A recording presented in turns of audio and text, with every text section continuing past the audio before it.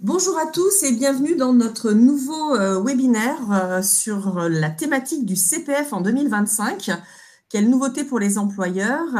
Nous avons la chance dans le groupe IGS Formation Continue d'accueillir Sabrina Dougados qui est avocat associé et qui a également une double casquette puisqu'elle intervient aussi au sein du pôle acteurs de la formation en mode 360 sur toutes les questions juridiques qui sont afférentes à l'activité, bien sûr, de la formation professionnelle pour des financeurs, pour des organismes de formation, pour des branches professionnelles, des établissements d'enseignement, des CFA. Et donc, à ce titre, elle apporte une vision stratégique sur les éléments relatifs au droit et à la formation professionnelle. Donc, c'est pour cette raison qu'aujourd'hui, nous la sollicitons puisque le CPF qui a été créé, rappelle-moi, du coup, à la suite, c'est en 2014. On est d'accord, a pas mal évolué ces dernières années dans ses modalités pour les salariés, mais également pour les employeurs.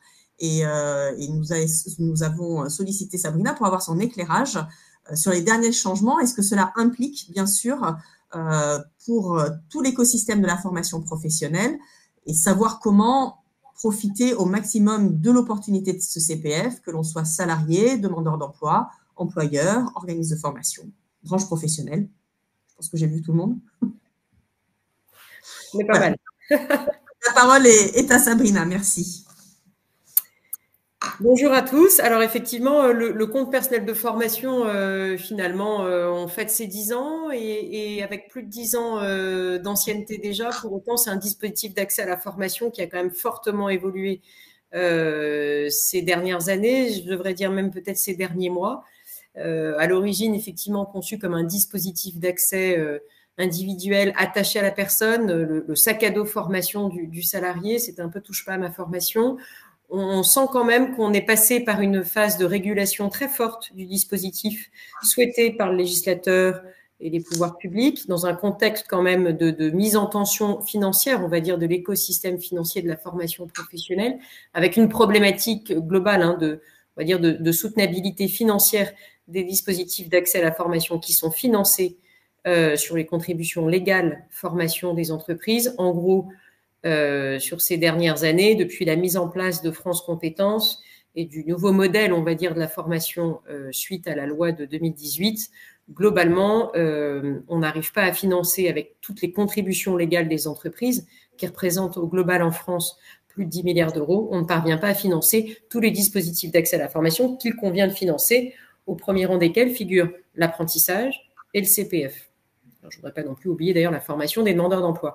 Bref, tout ça pour dire qu'on est quand même dans un contexte économique, macroéconomique tendu, dans le cadre duquel, en plus, on a eu quand même un phénomène assez impressionnant de débordement de comportements et de manœuvres, on va dire, frauduleuses, un peu en tout genre, qui a été quand même accéléré certainement par le Covid, la crise Covid, avec effectivement ces situations de mise en activité partielle où finalement beaucoup de salariés, beaucoup de travailleurs se sont mis à suivre des formations en ligne et ça a embarqué quand même, il faut reconnaître, beaucoup de comportements et de manœuvres frauduleuses de la part des prestataires de formation, et ce qui a expliqué la régulation législative qui a fait suite à partir de 2021-2022. Et donc, suite à cela, aujourd'hui, on est maintenant quelque part dans une recherche d'équilibre des parties prenantes, où l'idée est plutôt de se dire que, certes, c'est le sac à dos formation du salarié qu'on a là, mais dans le cadre duquel, si on peut avoir un terrain d'entente et donc développer des politiques de co-investissement avec les employeurs, avec les branches professionnelles, et bien finalement, peut-être qu'on atteindra le meilleur des deux mondes, c'est-à-dire une logique où on va résolument s'inscrire dans un projet de formation qui s'inscrit dans une logique de sécurisation du parcours professionnel, dans une logique de maintien dans l'emploi du collaborateur, et donc quelque part une réaffirmation de ce que le CPF, c'est bien plus qu'un simple gadget formation pour se faire plaisir le soir, voilà, et qu'on est résolument là dans un projet de formation en lien avec un objectif de sécurisation du parcours professionnel.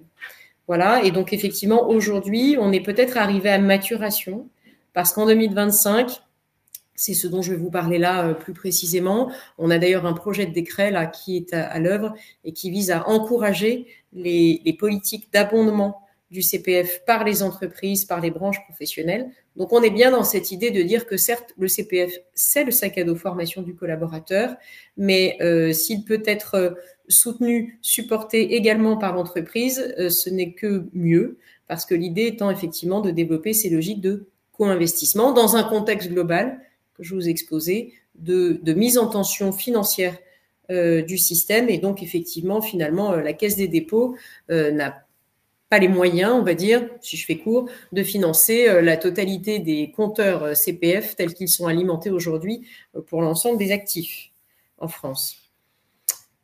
Voilà, alors après cette présentation un peu overview du sujet et du contexte du compte personnel de formation, revenons-en effectivement peut-être à une présentation cursive de ce qu'est le CPF et de ce qu'il permet effectivement de financer. Autrement dit, quelles sont les actions qui sont éligibles au compte personnel de formation en 2025. Là aussi, on est peut-être arrivé à maturation. Ce qui est sûr, c'est que les choses ont un peu évolué depuis la création du CPF en 2014.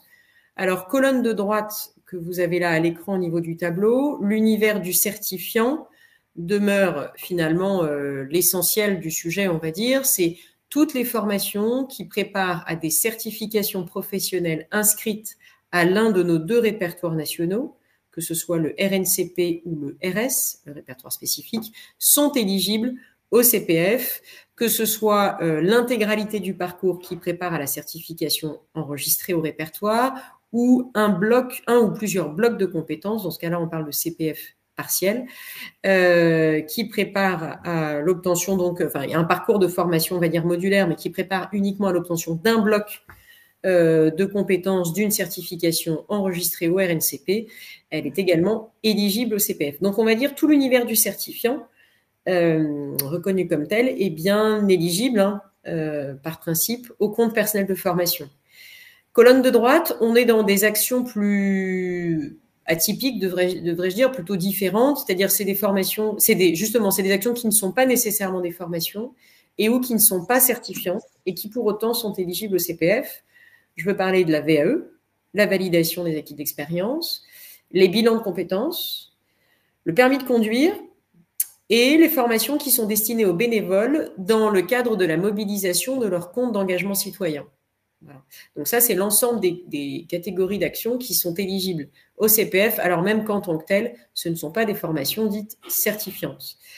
À noter, je vous l'ai mis là en rouge parce que c'est une nouveauté depuis la publication de la loi de finances pour 2025. Depuis le 16 février dernier, les formations actions reprises d'entreprise, qui ne sont par définition pas des formations certifiantes, ne sont plus éligibles au compte personnel de formation. Alors, pour toutes les formations qui avaient été démarrées avant le 16 février 2025 et qui sont peut-être encore en cours aujourd'hui, elles continuent à être évidemment finançables, éligibles dans le cadre du CPF. En revanche, pour toute inscription postérieure à la date du 16 février 2025, c'est des actions qui ne sont plus éligibles au CPF, sauf à ce qu'évidemment, elles soient adossées à une certification, elles-mêmes inscrites au RNCP ou plutôt au RS, et auquel cas, effectivement, elles sont bien éligibles au CPF. Voilà pour ce qui est des formations dans le cadre du CPF. Et donc, vous le voyez, on observe quand même une sorte de léger basculement quand même, enfin en tout cas une confirmation de ce que le CPF est avant tout un dispositif d'accès consacré à l'univers du certifiant et du diplômant. Ça a été d'ailleurs une volonté très forte réaffirmée par les partenaires sociaux ces derniers temps, ces derniers mois, années, on va dire, notamment à l'occasion de négociations d'accords interprofessionnels, où les partenaires sociaux ont effectivement eu l'occasion de s'épancher sur le sujet pour critiquer assez vertement le développement d'une offre CPF non certifiante, voilà, notamment sur les formations ACRE, effectivement, et un peu les formations permis de conduire aussi, parce qu'elles faisaient partie un peu du top 10 des formations mobilisées dans le cadre du CPF. Voilà sur les formations éligibles au CPF. Alors la réforme de la VAE, je vous en reparlerai après. Le projet de décret relatif aux abondements. Alors ça, c'est un point qui est quand même très structurant et qu'il est important de vous expliquer plus avant. On a effectivement un projet de décret qui n'a pas été encore publié, mais c'est quand même l'occasion là de vous en parler parce que ça illustre assez bien ce que je vous ai posé un peu en guise d'introduction. L'objectif, c'est de soutenir le co-investissement et donc les politiques potentiellement un peu volontaristes là, de la part des entreprises, de soutenir et de mobiliser finalement les collaborateurs, leurs collaborateurs, pour qu'ils puissent mobiliser et solliciter leur CPF pour des projets de formation qui répondraient à court moyen terme à des besoins de compétences évidemment identifiés dans l'entreprise. On est vraiment là dans ce qu'on appelle une politique de GPEC, hein, gestion prévisionnelle des emplois et des compétences, où on va effectivement regarder plus avant comment le CPF peut être mobilisé pour des projets qui correspondent à des besoins de compétences dans l'entreprise. À cette occasion, quand même, j'en profite pour vous rappeler que dans le cadre de la négociation d'un accord de GPEC, qui est obligatoire dans les entreprises à partir de 300 salariés, la thématique de l'abondement CPF figure parmi les thèmes de négociation obligatoires d'un accord de GPEC. Je vous le rappelle, c'est une obligation de négocier, non pas de conclure sur la thématique concernée, ni même d'ailleurs de conclure un accord de GPEC, mais c'est bien une thématique de négo obligatoire, donc elle doit pouvoir être abordée avec les partenaires sociaux au niveau de l'entreprise. Bon, je ferme ma parenthèse. Donc, le projet de décret, ce qui est prévu là en l'état, c'est de favoriser et d'encourager les politiques d'abondement au niveau de l'entreprise. Et donc, finalement, ce que prévoit le décret, c'est de permettre effectivement à la Caisse des dépôts de pouvoir flécher l'abondement proposé par l'entreprise sur des formations choisies, identifiées, et donc permettre d'orienter les fléchages financiers souhaités par l'entreprise sur des actions de formation éligibles au CPF qui auraient été préalablement identifiées et validées par l'entreprise. Ça, évidemment, c'est un point névralgique, si j'ose dire, qui a été à plusieurs reprises et assez régulièrement critiqué par les entreprises qui, évidemment, n'ont pas pu être rassurées par la Caisse des dépôts en tant qu'opérateur hein, sur le fait que quand elles font des abondements, elles ont, jusqu'à présent, elles n'avaient pas l'assurance de ce que les abondements étaient fléchés sur les formations de leur choix. Alors, me direz-vous, du choix de l'entreprise, c'est quand même étonnant parce que finalement, le CPF, c'est bien la chose du collaborateur. On est tout à fait d'accord là-dessus. Sauf que l'abondement, c'est-à-dire le mécanisme qui consiste pour l'entreprise à financer la part complémentaire, à financer quelque part une dotation supplémentaire par rapport à un coût pédagogique qui excéderait le crédit d'euros annuel qui figure sur le compteur du salarié, ça, c'est de la liberté évidemment de l'entreprise et donc elle est bien libre de choisir les formations pour lesquelles elle souhaite abonder le CPF du collaborateur en question. Et donc le projet de décret va permettre cela et donc va permettre un fléchage de l'abondement CPF sur les formations choisies, co-décidées, on va dire, par le salarié et l'entreprise. Donc ça, effectivement, c'est un premier mécanisme qui est quand même bien important et qui va permettre effectivement quelque part de réassurer les entreprises et peut-être d'observer le fait qu'il y aura à l'avenir plus évidemment de propositions d'abondement et peut-être d'accords collectifs d'entreprises négociés sur le sujet. Voilà. Deuxième mécanisme qui est envisagé également, c'est donc les abondements que vous avez là. Donc ça, c'est très intéressant. Je vous l'ai posé là sur la slide. Et puis, la deuxième modalité, c'est la possibilité de se faire rembourser les abondements à défaut d'utilisation ou en cas d'utilisation non conforme par rapport à ce qui avait été prévu par l'entreprise. Et donc, l'entreprise sera assurée de ce que son abondement pourra lui être remboursé. Donc là aussi, c'est un gage de sécurité supplémentaire et qui devrait évidemment encourager largement, en tout cas possiblement, les entreprises à développer ces politiques d'abondement. Et ça, c'est quand même notable. Ouais, ça c'est vraiment important parce que pour avoir travaillé avec des entreprises et avoir essayé de négocier des accords d'abondement, c'était un vrai risque de ne pas récupérer sa mise, on va dire. Ouais. Je pense que ça, c'est une vraie avancée qui peut changer quand même les perspectives pour les entreprises. Alors, complètement. Et ce qui est intéressant, c'est que dès l'origine, en 2014, quand le législateur a créé le CPF en remplacement du DIF, dans la loi figuraient déjà des mécanismes d'abondement prévus, soit de façon unilatérale, soit de façon négociée par accord collectif. Donc, la possibilité est là depuis plus de 10 ans. sauf qu'elle est un peu restée, on va dire, lettre morte, à défaut, effectivement, d'aller jusqu'au bout de la logique. Effectivement, finalement, les mesures telles qu'elles avaient été pensées par le législateur en 2014 manquaient un peu d'incitation quelque part et de garantie du point de vue des entreprises. Et c'est vrai que plus de 10 ans après, ben là, on y est, on le voit. C'est pour ça que je vous dis, on a quand même une forme de revirement. Historiquement pensé comme un sac à dos, touche pas à ma formation. Là, on est un peu quelque part, la philosophie, pas presque inversée, mais oui, là, on favorise et on encourage de façon tout à fait assumée ces logiques de co-investissement. Et on va jusqu'à donner des garanties aux entreprises de ce que leurs abondements seront correctement fléchés et en adéquation avec leur projet, leur politique de GPEC, en fait. C'est un peu ce qui était fait à l'époque avec le DIF. Moi, je me Alors, souviens avoir monté des catalogues DIF, mais par oui, contre, il n'y avait pas la nécessaire concertation avec les élus, à travers oui, et les puis accords peut-être. dans le cadre du DIF, on était là dans un dispositif d'accès qui était une potentialité pour le collaborateur et pas un réel droit. Oui. Le DIF voulait dire droit individuel à la formation, sauf que juridiquement, c'était tout sauf un vrai droit. Et c'était soumis à l'accord préalable de l'entreprise, que ce soit sur ou hors temps de travail.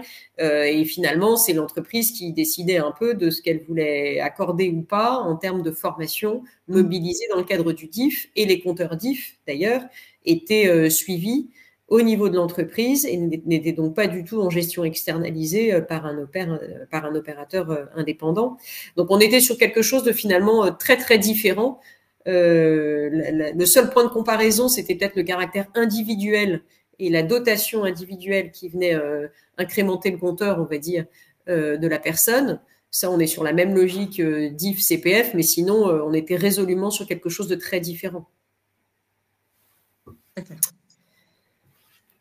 Alors, politique de co-investissement en 2025, évidemment, les entreprises sont largement incitées à abonder le CPF dans une logique effectivement de co-investissement. Rappelons la mesure de régulation financière qui est entrée en vigueur l'an dernier et qui pose le principe d'un reste à charge financier pour le salarié dès lors qu'il souhaite mobiliser son CPF, quel que soit d'ailleurs son projet de formation et quelle que soit l'action qu'il souhaite suivre dans le cadre de son compte personnel de formation. Le principe, c'est qu'il va devoir désormais payer un reste à charge, 100 euros. Ce 100 euros ayant été réévalué au 1er janvier dernier parce qu'il est indexé sur l'évolution des prix à la consommation. Donc maintenant, c'est 102,23 euros précisément. Et ce montant-là aura vocation à être à nouveau réévalué au 1er janvier 2026, chaque année.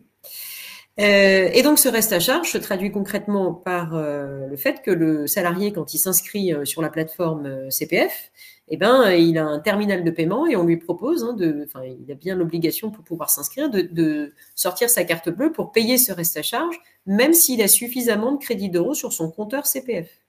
D'accord ? Donc ça, c'est quand même la grande nouveauté. C'était une des mesures de régulation financière qui a cherché à, rééquilibrer, on va dire, les comptes financiers France Compétences, ce que je vous exposais en introduction, et deux, aussi, il y a eu une volonté de responsabiliser davantage les actifs dans la façon dont ils consommaient de la formation. Voilà. Et l'idée de dire, parce qu'ils auront désormais finalement une participation financière et qu'ils vont mettre de leur poche, l'idée c'est de vraiment indirectement faire en sorte qu'ils se réinterrogent sur la finalité de leurs besoins de formation, de leur choix de formation et s'assurer qu'on est vraiment dans un besoin de formation qui correspond, ou en tout cas qui s'inscrit dans le cadre d'un projet, évidemment en lien avec la sécurisation de leur employabilité. Hein, c'est bien ça l'objectif. Alors, deux exceptions qui sont posées par la loi à ce principe du reste à charge. Pas de reste à charge pour les demandeurs d'emploi et pas de reste à charge non plus lorsque l'entreprise, l'employeur, abonde le compte CPF du salarié. Et ça, évidemment, cette exception-là, elle n'est pas là par hasard. Elle a été évidemment introduite par le législateur pour aller jusqu'au bout de cette logique d'encourager les politiques d'abondement entreprise, parce qu'évidemment, désormais, un salarié qui aura du coup un reste à charge à devoir financer va spontanément, plus facilement se retourner vers son manager ou sa DRH pour aller demander un éventuel participation financière de l'entreprise, de sorte qu'il n'aurait donc plus ce reste à charge à devoir financer, ce qui évidemment remet un peu au goût du jour les politiques d'abondement CPF des entreprises. Aujourd'hui, la plupart des entreprises ne se sont pas vraiment positionnées sur les abondements CPF. Et donc là, vous le voyez, on est par au moins 2 mesures là, que je suis en train de vous exposer, on le voit bien, on remet quand même au goût du jour l'intérêt pour une entreprise de penser ou de repenser sa politique abondement CPF. D'ailleurs, en lien avec sa négo d'accord de GPEC, GEPPMM, si effectivement c'est une entreprise de plus grande taille. Voilà, donc on le voit, il y a une incitation forte évidemment à repenser cela.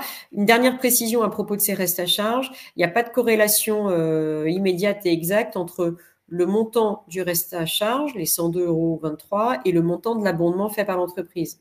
Ce que je veux dire par là, c'est que il suffit que l'entreprise abonde à hauteur de 50, 80, alors évidemment elle peut abonder plus, 200 €, mais on ne demande pas à l'entreprise d'abonder à hauteur du montant exact de la participation financière du reste à charge.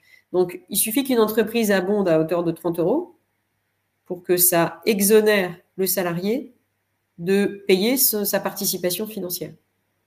En tout cas, en l'état du droit, aujourd'hui, c'est la règle telle qu'elle est posée. Alors, me direz-vous, OK, une entreprise qui abonde à hauteur d'1 €, bah oui, juridiquement, les textes sont ainsi faits que ça devrait permettre de. Après, il est certain que si toutes les boîtes se mettent à abonder à hauteur d'1 € pour contourner la réglementation, je pense qu'on va très certainement avoir une mesure réglementaire qui, à minima, viserait à corriger ça. Voilà. Mais en tout cas, pour l'instant, effectivement, on n'a pas de corrélation entre le montant de l'abondement et celui de la participation financière des 102 €. Alors, je vous le disais, ça figure dans le Code du travail depuis l'origine, depuis la loi de 2014. Vous avez ces logiques de co-construction, de co-investissement entreprises-salariés qui sont déjà prévues dans la loi, puisque à plusieurs reprises, la loi incite les entreprises à négocier des accords collectifs. Alors, 2 types d'accords collectifs peuvent être négociés. Des accords collectifs pour prévoir des règles d'abondement plus favorables pour certaines formations choisies, et puis des accords collectifs pour prévoir des règles d'alimentation plus favorables. C'est quoi la différence entre l'abondement et l'alimentation? Eh bien, l'abondement, c'est pour des formations bien identifiées, des catégories de salariés définies, et donc un principe de surcomplémentaire santé. Concrètement, je viens payer une somme qui vient donc compléter le coût d'une formation, tandis que l'alimentation du CPF, c'est le fait de verser de l'argent sur le compteur CPF, indépendamment de l'éventuelle mobilisation du compteur CPF par le collaborateur pour telle ou telle formation donnée. Donc, on peut très bien, dans le cadre par exemple, d'un accord de GPEC, prévoir, par exemple, que pour tous les seniors ou les femmes de retour de congé de maternité, je dis n'importe quoi, verraient leur compteur CPF alimenté à hauteur de 100 € supplémentaires par an pendant X années et pendant toute la durée de l'accord. Voilà. À ma connaissance, j'ai pas peu d'accords collectifs d'entreprise qui prévoient des alimentations plus favorables. En revanche, on recense désormais quand même un certain nombre d'accords d'entreprises et de groupes, voire même d'accords de branche, qui prévoient effectivement des règles d'abondement. Et on commence effectivement à en recenser un certain nombre. Voilà. Donc, à l'écran là, je vous ai résumé les différentes possibilités de cofinancement par l'entreprise, la participation au reste à charge, la dotation sans lien avec une formation spécifique, et puis une troisième modalité, alors qui est jusqu'à présent très peu utilisée, mais qui est très intéressante. Alors, me direz-vous en particulier pour les groupes et les entreprises qui ont l'habitude de travailler avec des organismes de formation de place dans le cadre desquels il y a beaucoup de volume d'inscrits, beaucoup de formations éligibles au CPF. Et là, évidemment, ça peut présenter un intérêt pour les parties, finalement, de prévoir cette modalité-là. C'est-à-dire que lorsque l'entreprise négocie un accord collectif de travail à son niveau, elle peut prévoir que c'est l'employeur qui va gérer directement sa relation contractuelle avec le prestataire de formation. C'est l'employeur qui va faire l'avance des frais Et c'est l'employeur qui va se faire rembourser par la Caisse des dépôts à hauteur des crédits d'euros CPF mobilisés. Ça, l'intérêt, bien compris à la fois du prestataire et de l'employeur, c'est quelque part de pouvoir négocier des tarifs différenciés, notamment des tarifs préférentiels, parce qu'il y a des gros volumes hors plateforme. Et donc, évidemment, ça présente quand même un intérêt qui n'est pas neutre. Et ça, c'est une possibilité, là encore, hein, qui est prévue par la loi.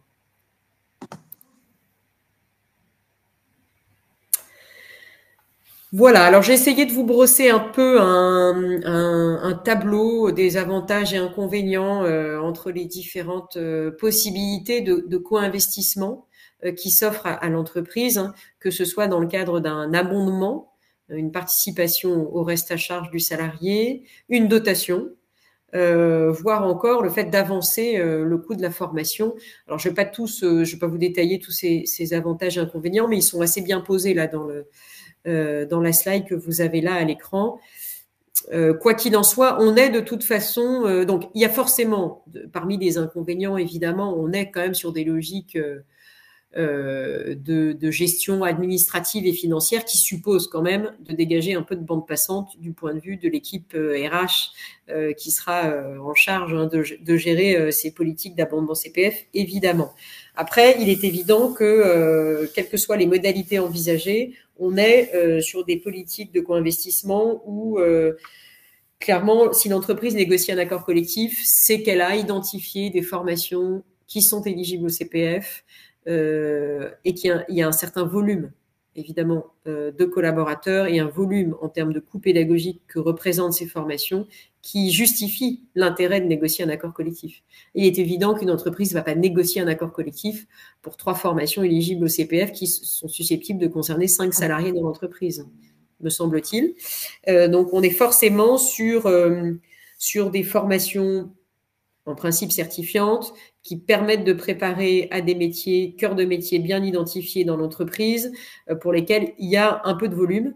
Voilà, que ce soit sur des métiers dits pénuriques, des métiers en tension ou des métiers dits d'avenir, pour lesquels en tout cas l'entreprise entend se positionner et effectivement peut-être aussi d'ailleurs créer une sorte d'avantage concurrentiel ou en tout cas en termes de marque employeur souhaite marquer un peu le coup et se distinguer par rapport à d'autres entreprises employeurs.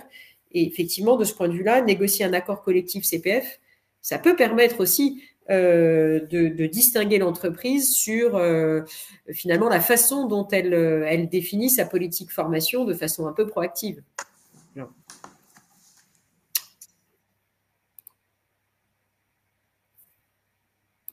Donc, sur l'intérêt de négocier un accord collectif sur le CPF, je vous le disais, il y a plusieurs mécanismes et il est évident que sur la politique d'abondement CPF, on le voit, l'intérêt maintenant, il est plural.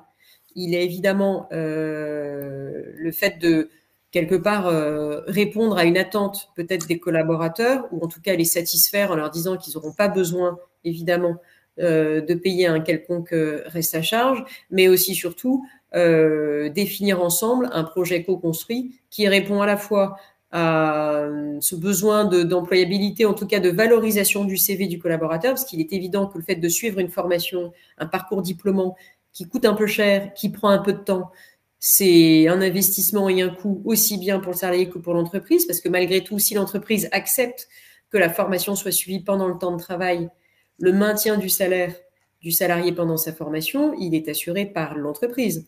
Il n'y a aucune forme de participation financière de la Caisse des dépôts s'agissant du maintien de la rémunération du salarié pendant sa formation.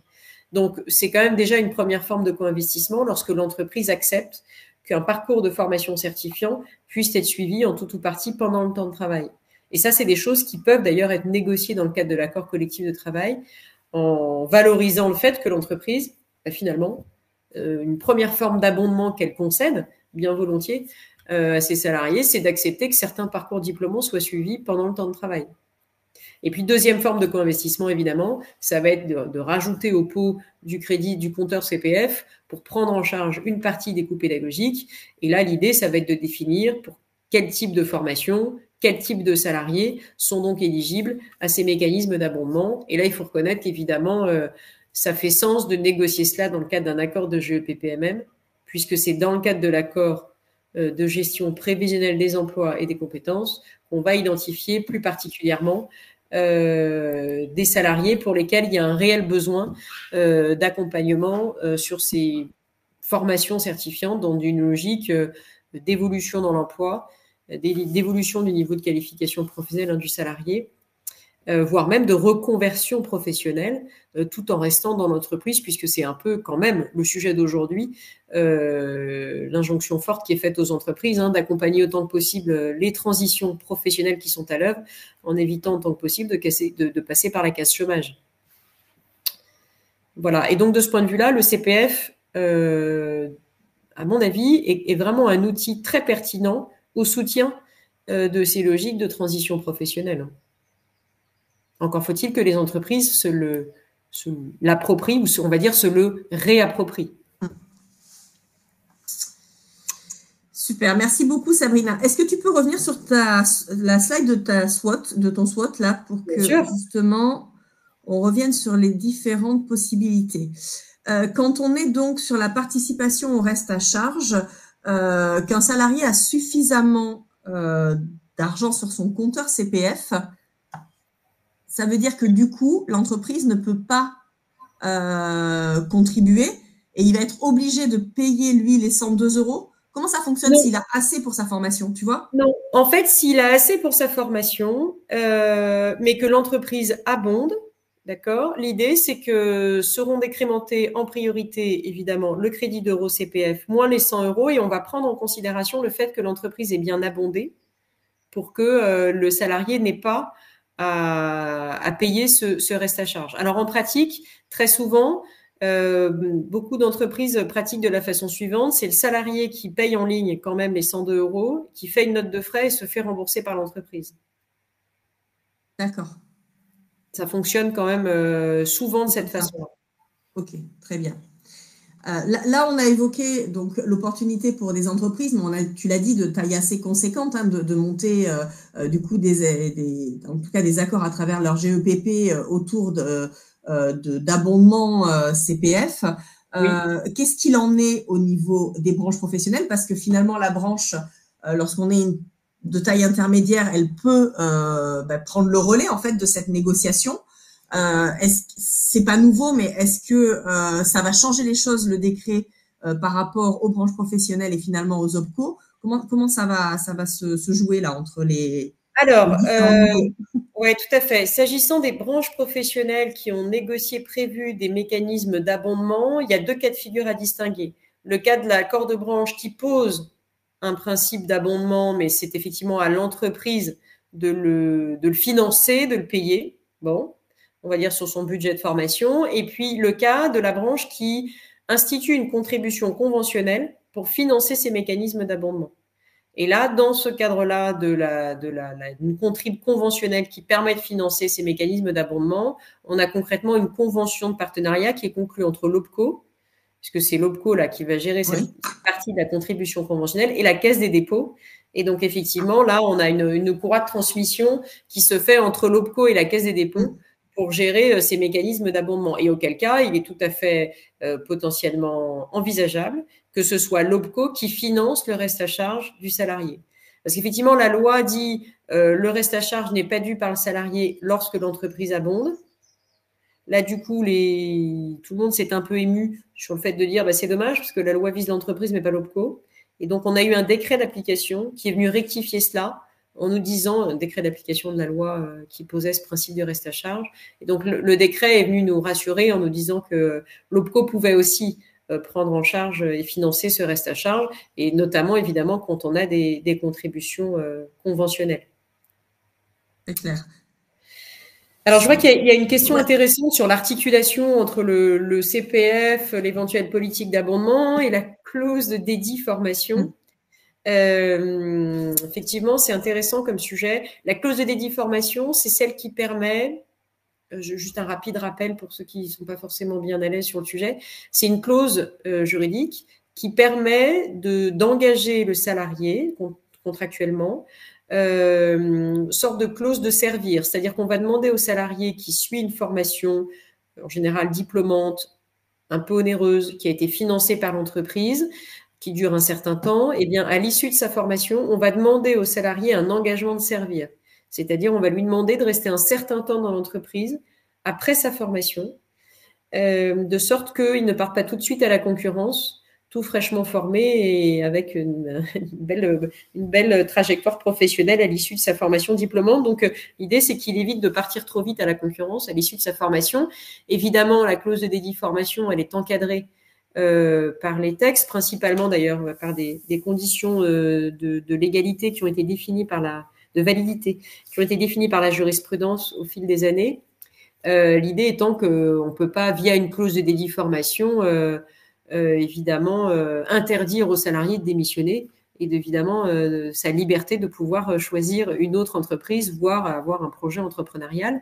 Donc, évidemment, les conditions de validité d'une telle clause sont encadrées par les textes et notamment, il est exigé que la clause de dédit, elle est valable à partir du moment où le montant qui est stipulé dans la clause de dédit à titre de remboursement, c'est-à-dire si le salarié ne respecte pas son engagement contractuel et qu'il part à la concurrence au lendemain de la réalisation de sa formation, que prévoit la clause de dédit, c'est une sanction de nature, on va dire, financière, c'est-à-dire qu'il s'en va à la concurrence, il a démissionné, ok, donc à ce moment-là, il va rembourser à l'entreprise le coût de la formation. Alors, et bien, pour que la clause soit valable, il faut que ce coût-là de la formation ait bien été supporté par l'entreprise et non pas évidemment financé par un tiers. Ce qui veut dire qu'une clause de dédit, par principe, ne peut pas être mise en place si le coût qui est stipulé dans la clause, il est financé par un OPCO ou par la Caisse des dépôts dans le cadre du CPF. En revanche, une clause de dédit reste valable à partir du moment où le coût qui est stipulé dans la clause dépasse et viendrait de façon complémentaire correspondre à un montant qui aurait été par ailleurs financé par un OPCO ou la Caisse des dépôts. On a une décision rendue par les juges du fond qui est venue et confirmée par la Cour de cassation d'ailleurs et qui est venue valider notamment l'articulation d'une clause de dédit dans le cadre de la mobilisation du CPF.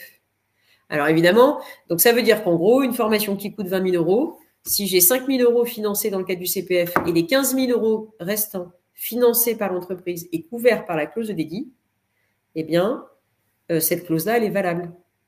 Parce que la clause de dédit ne porte que sur le montant précisément financé par l'entreprise et non pas, évidemment, la part du montant qui correspond au crédit d'euro CPF qui aura été financé par la Caisse des dépôts.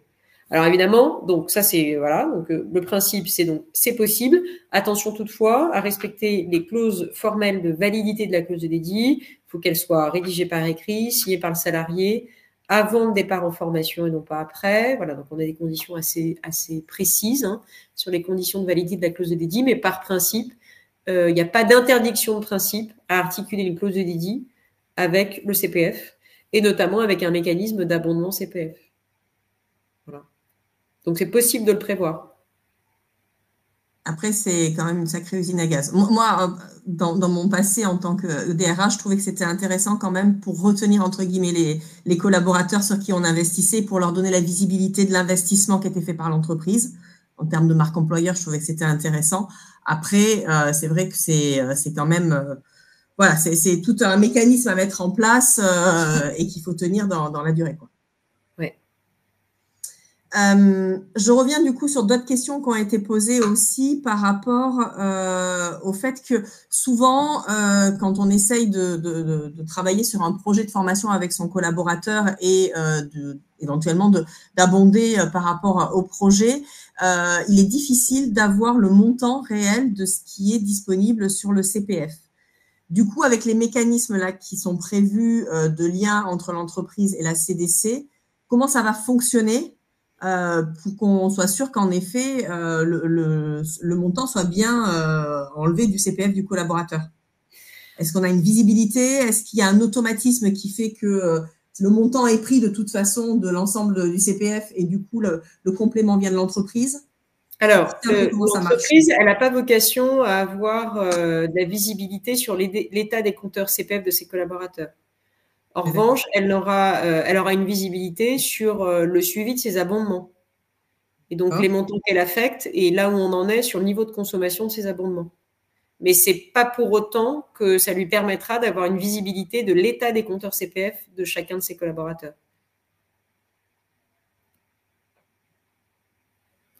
D'accord. Et du coup, sur ce que l'on peut mobiliser en tant qu'entreprise pour contribuer à cet abondement, c'est systématiquement que ce qu'on appelle du plan volontaire, ou ça peut être également du plan de développement des compétences, du conventionnel.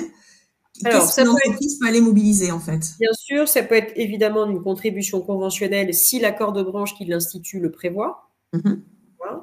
Ça peut être, et après, sinon, c'est quoi? Bah, concrètement, ça fait partie de ce qu'on appelle le budget de formation de l'entreprise. Ils sont Donc, le volontaires. budget de formation de l'entreprise, de deux choses l'une, soit l'entreprise, c'est une entreprise de moins de 50 salariés, et auquel cas, l'abondement qu'elle souhaite accorder dans le cadre du CPF pourra être financé par son OPCO, parce que je le rappelle, l'OPCO a vocation à financer le plan de développement des compétences des moins de 50 salariés, et que à ce titre-là, il a vocation à financer les abondements CPF. C'est prévu dans la loi. Soit c'est une entreprise au-delà de 50 salariés, et auquel cas, c'est son budget de formation et il n'y a pas de. C'est son budget formation. Enfin, je veux dire, il n'y a pas de mécanisme de refinancement par ailleurs. Donc, c'est elle qui décide, en son âme et conscience, de sa politique d'abondement CPF.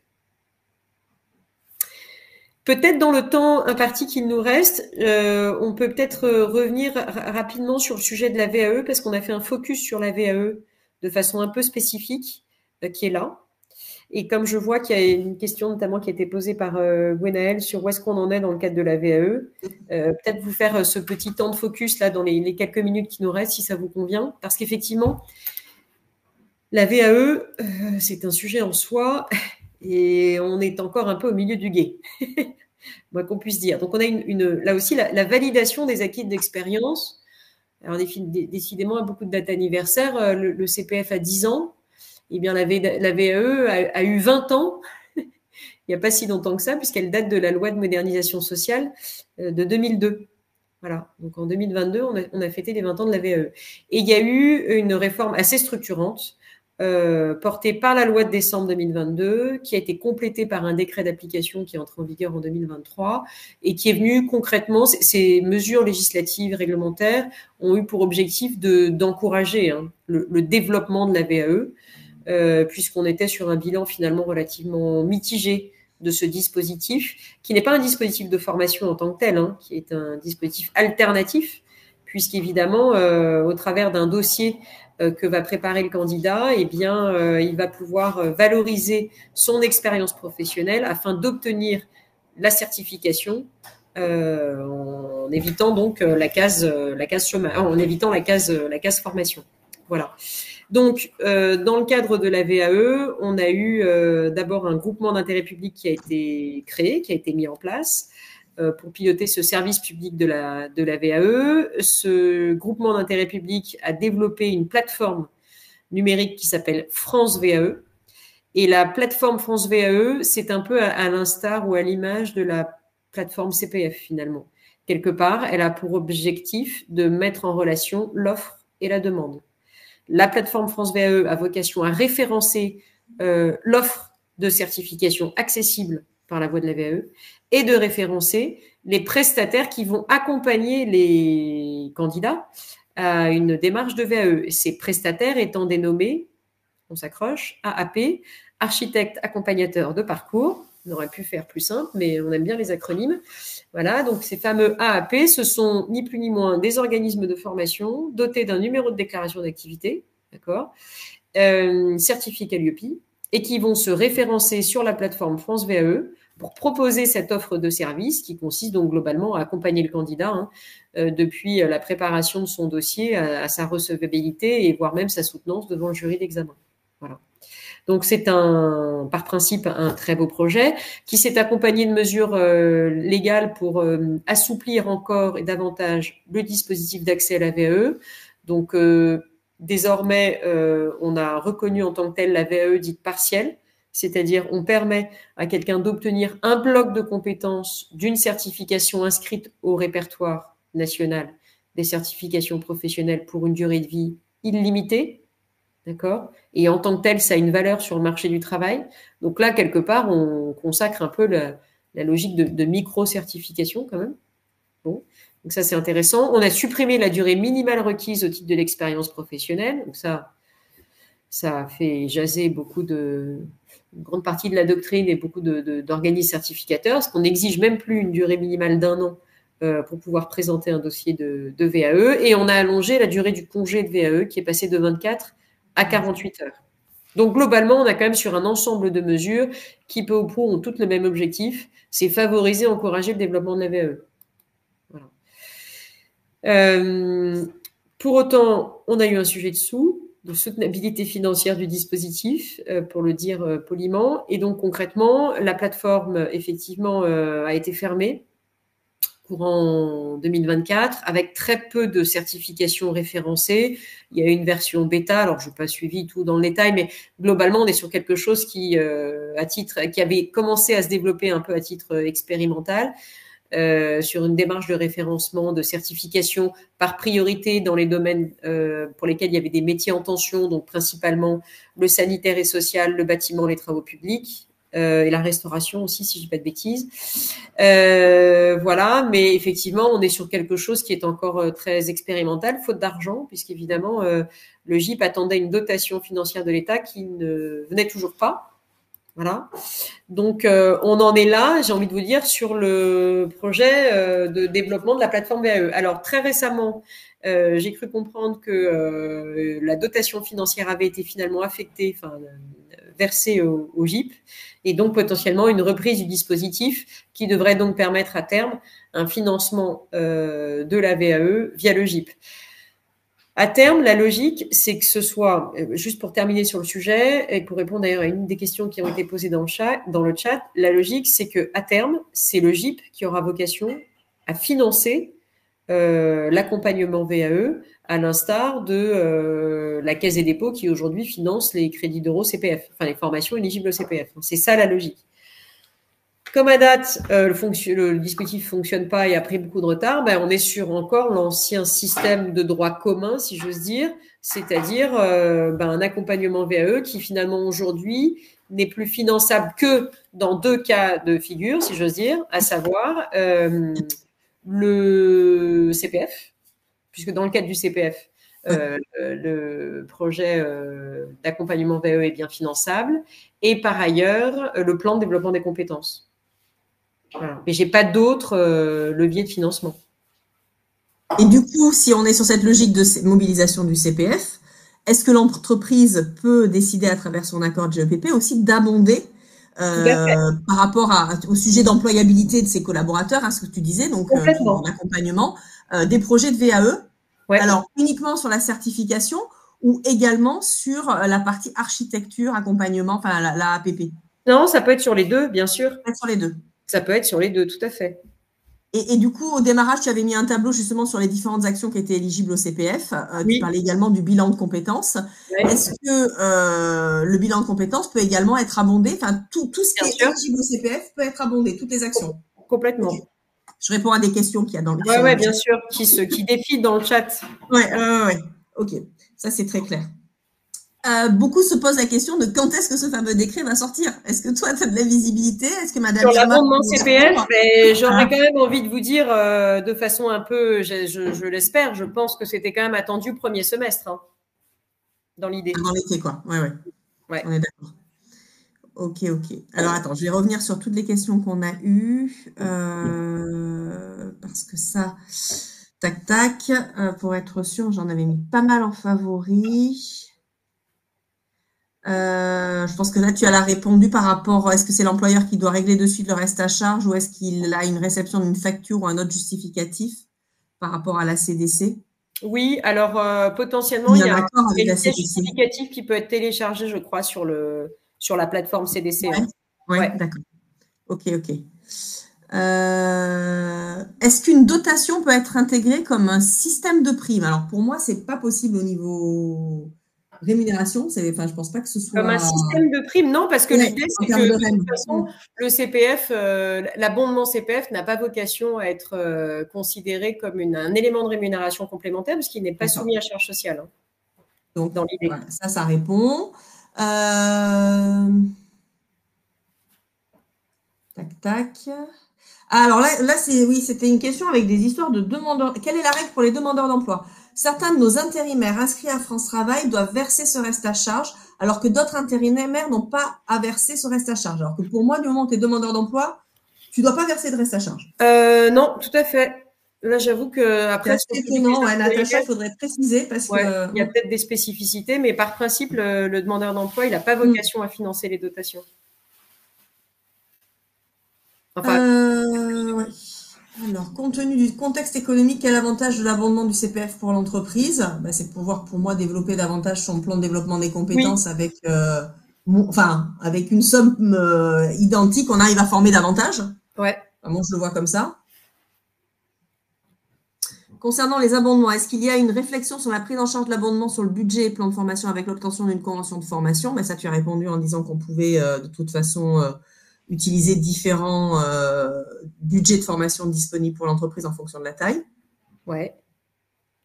Ce qui permettrait d'avoir un financement de cette part de reste à charge de l'employeur via notre pro. Ouais, donc ça, c'est bon.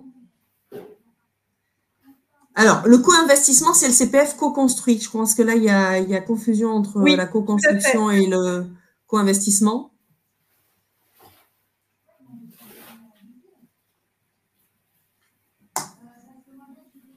L'accompagnement VAE, on en a parlé. Le permis je me suis permis de répondre sur le permis de conduire, parce que du moment où on a un permis de conduire, on ne peut pas passer le permis moto, ça c'est plus possible. L'ACRE, j'ai expliqué ce que c'était, c'était l'accompagnement à la création ou à la reprise d'entreprise. Alors, sachant que sur les formations ACRE, on a, je crois, quelques certifications aujourd'hui. Oui, il existe quelques RS. Voilà, exactement. Exactement. Et nous, au sein du groupe, on était en train de regarder parce qu'on a des blocs de compétences, mais c'est vrai que si on est sur une dimension de création d'entreprise, il faut qu'on soit quand même, qu'on couvre un certain nombre de compétences, qu'elles soient fiscales, financières, marketing, commerciales, etc. Et le problème des titres en général, c'est que les blocs correspondent à une des compétences. Oui. Donc, c'est vrai qu'il vaut mieux aller sur des dimensions de répertoire spécifiques que sur des blocs par rapport à ça. Voilà. Écoute, je pense qu'on est pas mal. Alors après, oui, il y avait des questions par rapport au fait que l'État, c'est problématique comme tu disais en démarrage, sur l'écosystème global de la formation et le fait que l'État a pris des décisions dès le démarrage de d'abord mettre de l'argent sur France Travail par rapport aux demandeurs d'emploi, parce que c'est quand même un sujet, on va dire, qui est plus large, qui est assez important en France, et ensuite priorité à l'apprentissage et au CPF. C'est des décisions qui sont prises de manière régalienne, on va dire, d'investir prioritairement sur ces publics-là.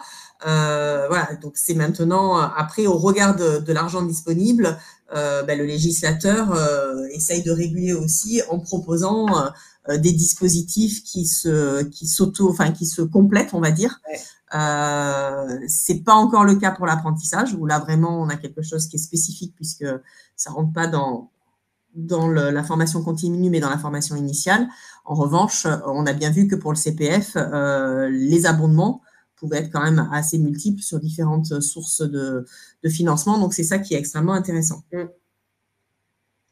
Bon, voilà, je pense que là, on a vu la quasi-totalité des questions. J'essaye de regarder.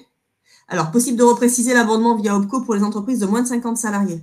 Oui, alors effectivement, l'OPCO, il a vocation à financer les abondements CPF dans le cadre du plan des moins de 50 salariés. C'est une possibilité qui est prévue par la loi. Donc, il faut ne pas hésiter à s'adresser à votre OPCO pour savoir effectivement ces modalités de prise en charge dans le cadre du plan des moins de 50. Parce qu'effectivement, c'est une modalité qui est quand même intéressante. Il y avait une dernière question autour du handicap. Alors, si je me trompe pas, déjà sur les compteurs CPF, il me semble que les personnes en RQTH tout à fait.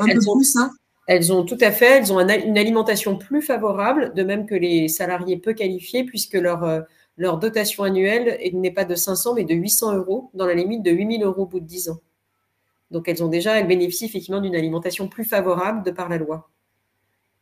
Et après, est-ce que dans un accord d'entreprise, je peux en effet taguer pour des questions d'abondement des publics spécifiques, comme les seniors, comme en effet les personnes qui sont peu qualifiées ou des personnes en situation de handicap? Bien C'est sûr. pas discriminant, ça, j'ai le droit de faire ça. Non, non, non, mais c'est même un peu la logique que sous-tend ces accords collectifs en matière d'abondement CPF.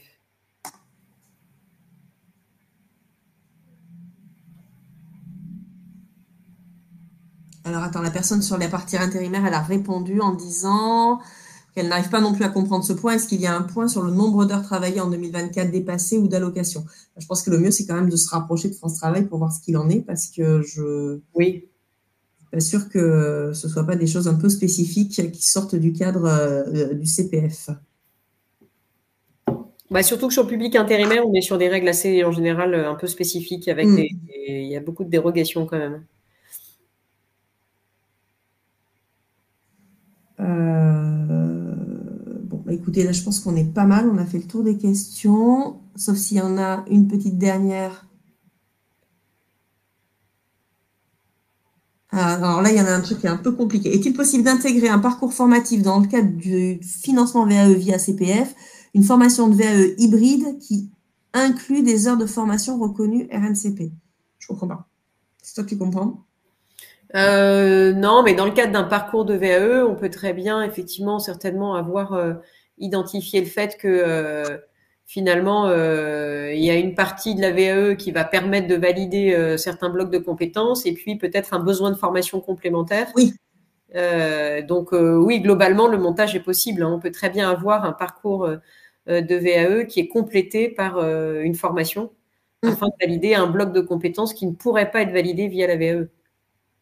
En revanche, de ce que je sais de l'histoire de la plateforme France VAE, lorsqu'il y a comme ça des montages où on a un titre à faire en CPF et une partie en VAE, il faudra systématiquement passer par la plateforme VAE pour l'accompagnement, l'AAPP. L'AAP se doit se faire via la plateforme VAE.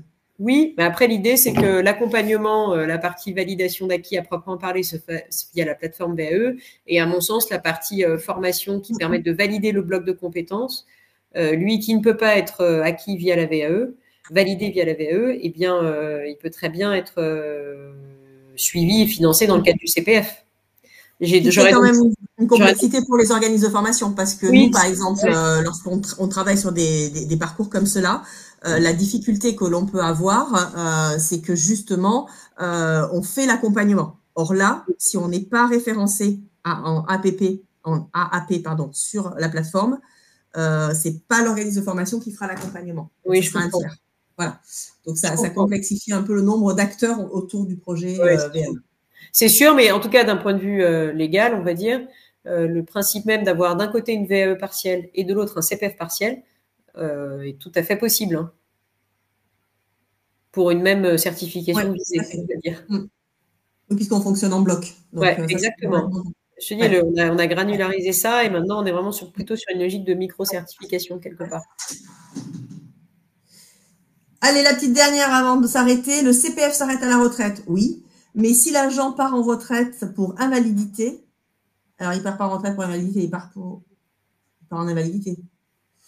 Possibilité d'utiliser ses droits à CPF. Alors, de toute façon, quand on part à la retraite, le compteur CPF cesse d'être alimenté, mais il ne disparaît pas.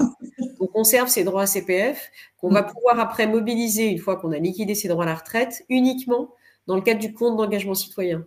Donc en fait, c'est le CEC, le compte d'engagement citoyen, qui quelque part va prendre le relais, si j'ose dire, du CPF. Voilà. Et donc, en gros, l'idée, c'est que une fois qu'on a la retraite, par définition, on n'est plus sur le marché de l'emploi. Et donc, l'idée, c'est de pouvoir suivre une formation pour développer ses appétences et ses compétences en matière de bénévolat, d'engagement sur la citoyenneté, parce qu'on veut être réserviste, etc., etc. Parfait. On est d'accord que le reste à charge pour une personne reconnue RQTH, il existe de la même façon. Voilà, de la même manière. C'est que pour les demandeurs d'emploi et l'abondement d'entreprise. Oui, tout à fait. Très bien, on arrive au terme de notre présentation, alors avec beaucoup d'interactions et de questions-réponses. Merci à tous pour votre participation qui a, j'espère, permis de répondre à de nombreuses interrogations.